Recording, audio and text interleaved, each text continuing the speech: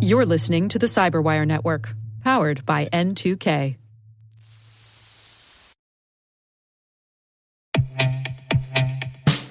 And now a word from our sponsor, SpyCloud. Identity is the new battleground, and attackers are exploiting stolen identities to infiltrate your organization. Traditional defenses can't keep up.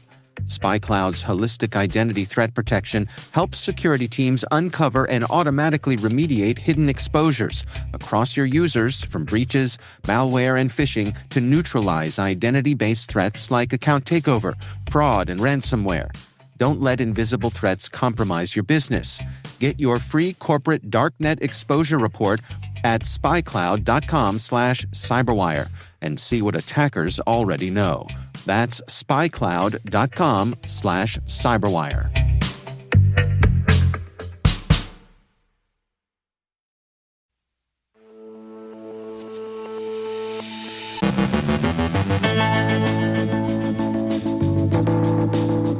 An international law enforcement operation dismantles AVCheck. Trump's 2026 budget looks to cut over 1,000 positions from CISA. Cyber Command's defensive wing gains sub-unified command status. A critical vBulletin vulnerability is actively exploited. Acreed takes over Russian markets as credential theft kingpin. Qualcomm patches 3 actively exploited zero-days in its Adreno GPU drivers. Researchers unveil details of a Cisco iOS XE Zero-Day. Microsoft warns a memory corruption flaw in the legacy JScript engine is under active exploitation. A closer look at the stealthy Lactrodectus loader. On today's afternoon Cyber Tea, Ann Johnson speaks with Hugh Thompson, RSAC Program Committee Chair. And decoding AI hallucinations with physics.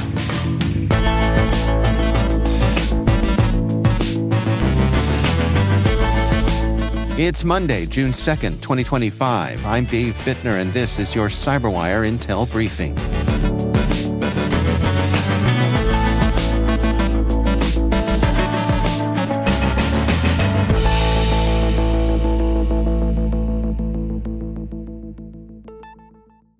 Thanks for joining us here today. Happy Monday. It's great to have you with us. An international law enforcement operation has dismantled AVCheck, a major counter-antivirus service exploited by cybercriminals to test malware against commercial antivirus software before deployment.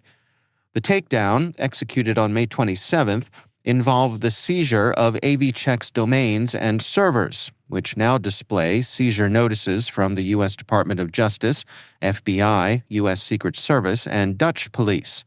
Authorities also uncovered links between AVCheck and crypting services Cryptor.biz and Crypt.guru, which aid in obfuscating malware to evade detection. Cryptor.biz has been seized, while Crypt.guru remains offline. This action is part of Operation Endgame, a broader initiative targeting cybercriminal infrastructure. Recent efforts under this operation have led to the dismantling of 300 servers and 650 domains associated with ransomware activities and the seizure of 3.5 million euros in cryptocurrency. Undercover agents facilitated the investigation by making purchases on these platforms, confirming their use in cybercrime, and linking them to ransomware groups targeting entities in the U.S. and abroad. The Trump administration's 2026 budget proposal aims to cut over 1,000 positions at the Cybersecurity and Infrastructure Security Agency, reducing its workforce from 3,700 to 2,600. The cuts, totaling nearly $500 million, impact all divisions, with the steepest reductions hitting risk management, stakeholder engagement, and integrated operations. While the Cybersecurity Division would lose over 200 roles, other divisions like Mission Support and Emergency Communications face significant trims. DHS Secretary Kristi Noem cited the end of election security work as a reason, though that only accounts for 14 positions. The plan also slashes funding for cyber training, stakeholder engagement, and national risk efforts. Programs like chemical security and school safety would be phased out, shifting responsibilities to state and local agencies. Congressional approval is still required. The Joint Force Headquarters Department of Defense Information Network has been elevated to a sub-unified command under U.S. Cyber Command and renamed the Department of Defense Cyber Defense Command. This move, directed by Congress and Secretary of Defense Pete Hegseth, reflects DCDC's growing role in defending the Pentagon's global network.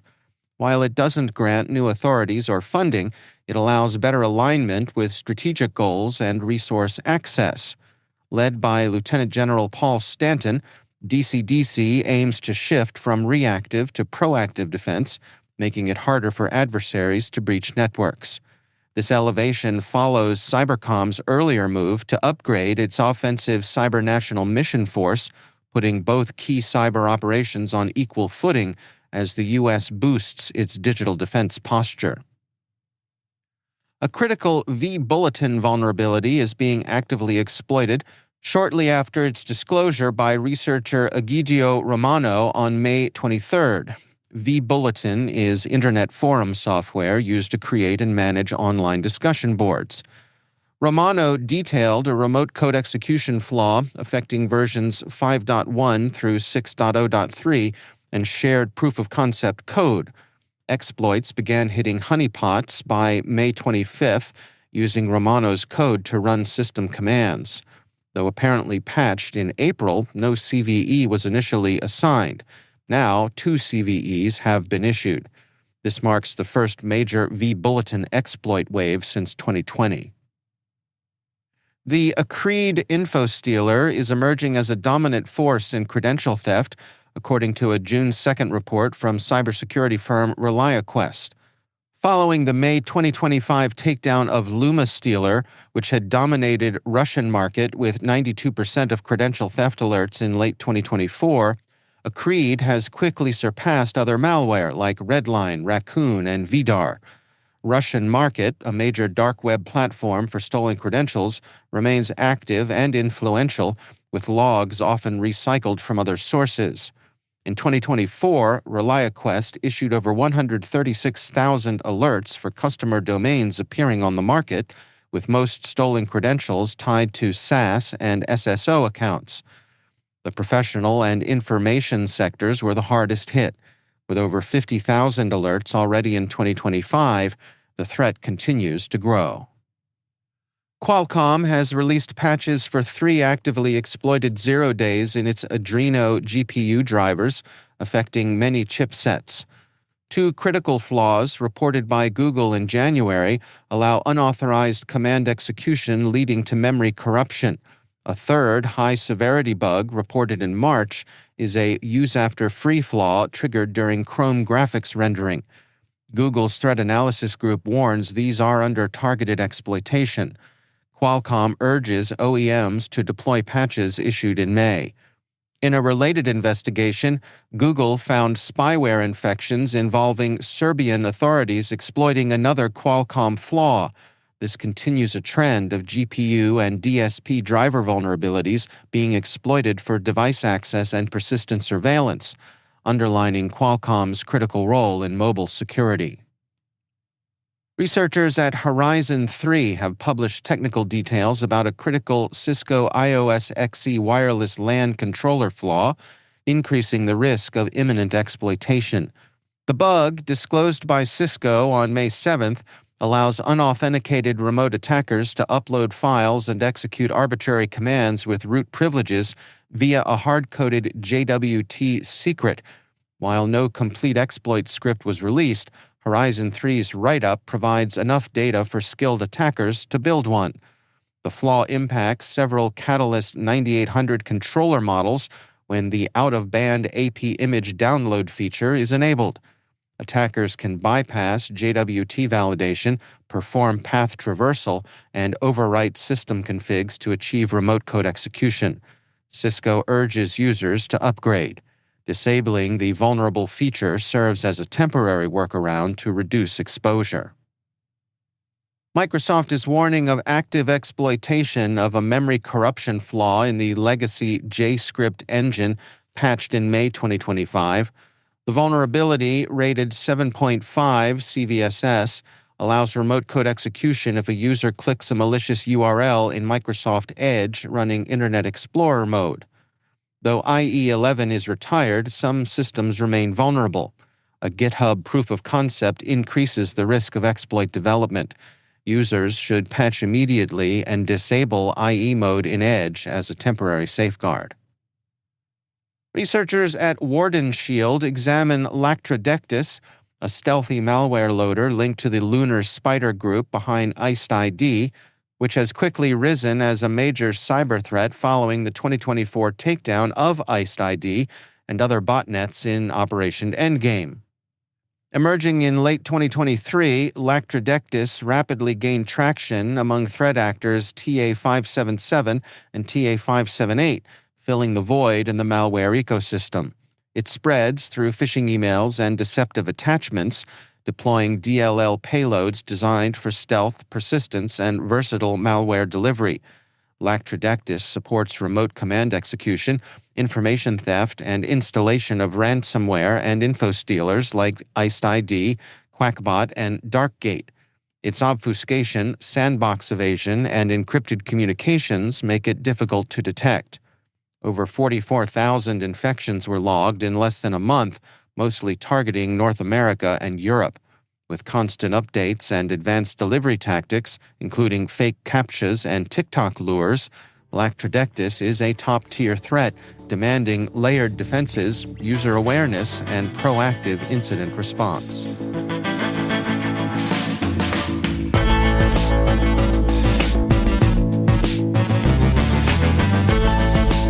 Coming up after the break, Ann Johnson from Afternoon Cyber Tea speaks with Hugh Thompson, RSAC Program Committee Chair, and decoding AI hallucinations with physics. Stay with us.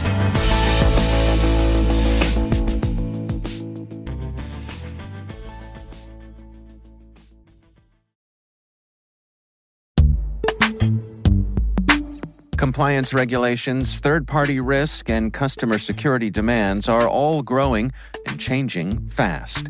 Is your manual GRC program actually slowing you down?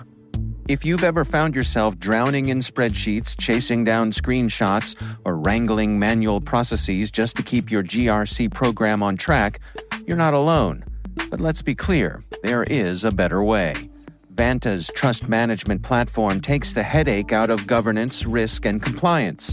It automates the essentials, from internal and third-party risk to consumer trust, making your security posture stronger, yes, even helping to drive revenue. And this isn't just nice to have.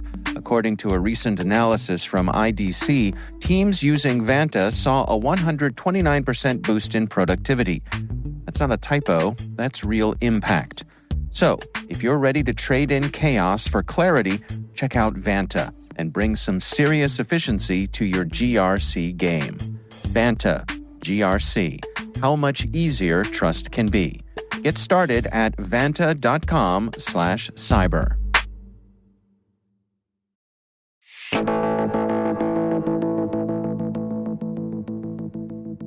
Microsoft's Ann Johnson is host of the Afternoon Cyber Tea podcast, right here on the N2K CyberWire network.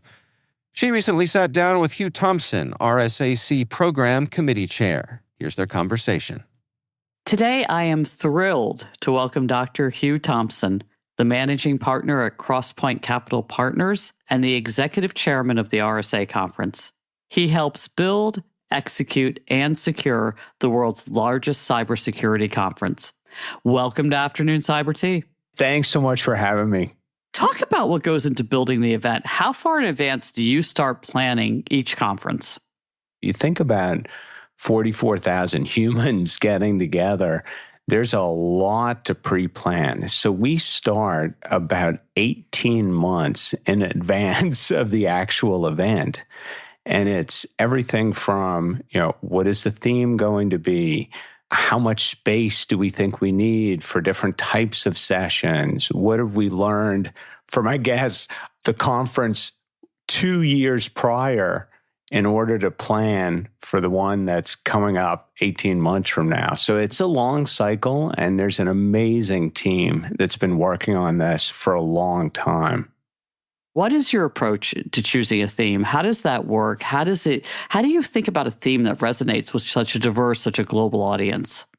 It's tough, and there's a lot of debate that goes on internally around the theme every year. And about, I'd say 12 years ago, we started a track called The Human Element. And it was all about how people interact with systems. And it was really popular. And then the next year when the debate came up, geez, what's the theme for, 18 months from now? And everybody agreed human element was the right one, because cyber really comes down to people, whether it's the folks that you're trying to protect, the folks that are the defenders that are in cyber, or the attackers. And ever since then, I think you'll notice if you go back over the last 6 or 7 years, many of the themes have had this human element touch to it. You get these speakers that have such high profiles. You also get everything from hackers to CEOs. So how do you ensure the programming, again, appeals to all levels of experience as you work through those program committee decisions? So as part of the submission, there's a level rating of how technical do you have to be to really get something out of this talk. And what we aim for, depending on the track, is to match up the level of technical sophistication with the track. And we always strike the balance between things that are very specific to a field and also things that can be accessible by just a wide variety of folks that are just curious and want to learn more. It's been an expansion of our programming to not just have some of the very technical sessions, but also have these higher level philosophical futures policy sessions too. And it really is a testament to how important this industry has become in society. Do you ever get to experience the conference like as an attendee? Do you get to walk the floor and be an attendee? Yeah, absolutely. I make sure to carve out some amount of time. Obviously, it's very busy during the conference week, but some amount of time to walk the show floor, because it's very important to go to at least 2 sessions where I don't know the person and it's something that's very interesting to me, and it's something that I feel like I don't know very much about, even though I've been in security my whole career and have written 3 books on it. You can always learn something from somebody else, no matter who they are. You can't walk away from RSA conference, especially this past year, and not be optimistic about what we can accomplish if we band together as a community. You just can't. Because you see the ethos of the people that are in the fight with you. They're folks that really care. They actually care. Like it is a mission for them. It is a calling. And when you have smart people that are aligned together with a mission against a common enemy, amazing things can happen. Thank you for joining me. I know you need some downtime post the conference. I hope you get that downtime. And I appreciate you making the time because I know how incredibly busy you are. And you can find the complete afternoon Cyber Tea podcast wherever you get your favorite podcasts.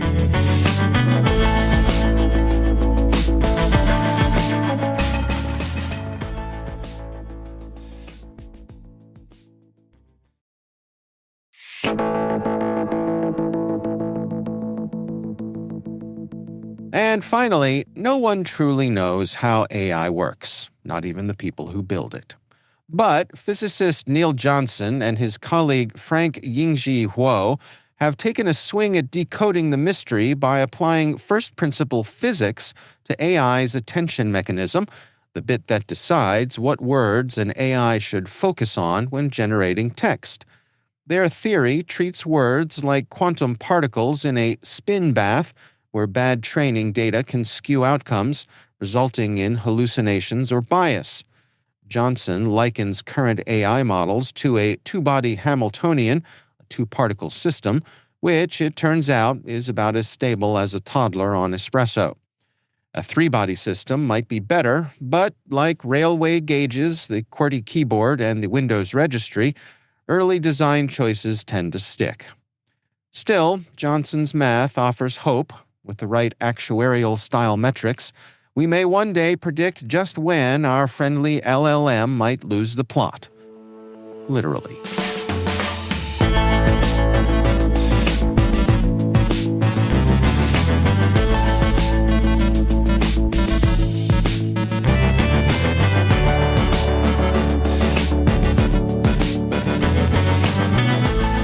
And that's the Cyberwire.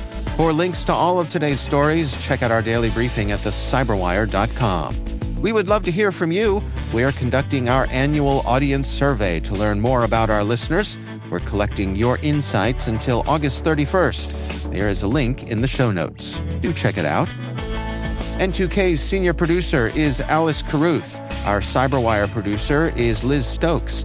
We're mixed by Trey Hester with original music and sound design by Elliot Peltzman. Our executive producer is Jennifer Iben. Peter Kilpie is our publisher, and I'm Dave Bittner. Thanks for listening. We'll see you back here tomorrow.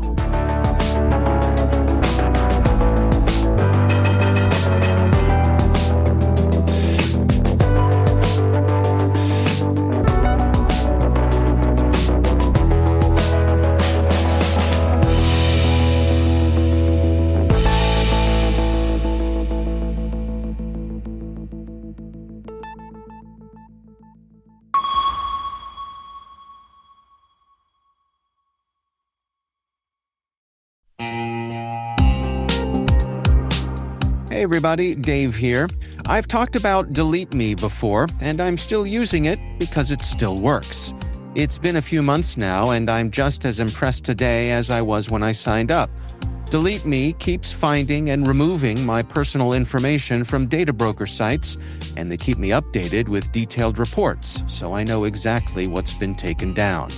I'm genuinely relieved knowing my privacy isn't something I have to worry about every day. The Delete Me team handles everything. It's the set it and forget it peace of mind. And it's not just for individuals. Delete Me also offers solutions for businesses, helping companies protect their employees' personal information and reduce exposure to social engineering and phishing threats. And right now, our listeners get a special deal, 20% off your Delete Me plan. Just go to joindeleteme.com/N2K and use promo code N2K at checkout. That's joindeleteme.com/N2K, code N2K.